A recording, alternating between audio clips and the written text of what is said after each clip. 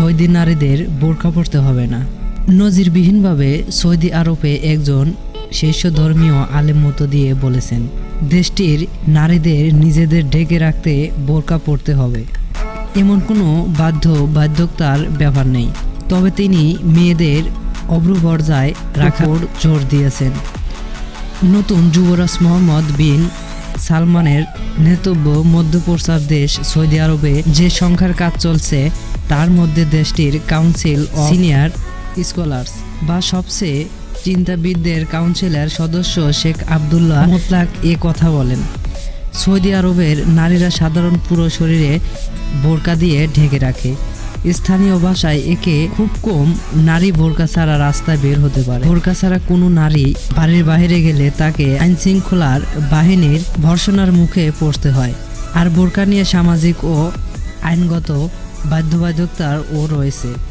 বিশ্বের 90% নারী বোরকা পরে না, কাজেই আমাদেরও উচিত হবে না মেয়েদের এটা পড়তে বাধ্য করা।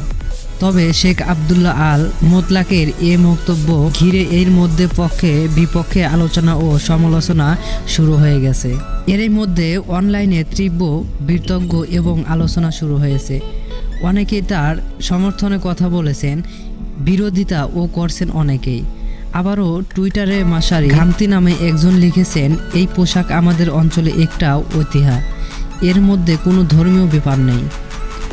2016 সালে রিয়াদের রাস্তায় এক নারী তার বোরকা খুলে ফেলার পর পুলিশকে তাকে গ্রেপ্তার করেছিলেন। তবে সাম্প্রতিক বছরগুলোতে সৌদি আরবে মেয়েদের কেবল কালো রঙের পরিবর্তন উজ্জ্বল রঙের বোরকা পরতে দেখা যায়। লম্বা স্কার্ট বা সিনদের সঙ্গে খোলা অবায়া পরাও বেশি জনপ্রিয় হয়ে উঠেছে আধুনিক তরুণীদের মধ্যে। সৌদি আরবের কিছুদিন ধরেই পরিবর্তন হওয়ার বইছে।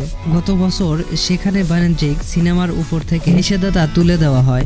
এই বছরে মার্চে যেখানে প্রথম সিনেমা হল খুলবে, গত ডিসেম্বরে সেখানে প্রথম কোনো গানের কনসার্টে নারী সঙ্গীত শিল্পীকে গান গাইতে দেখা গেছে।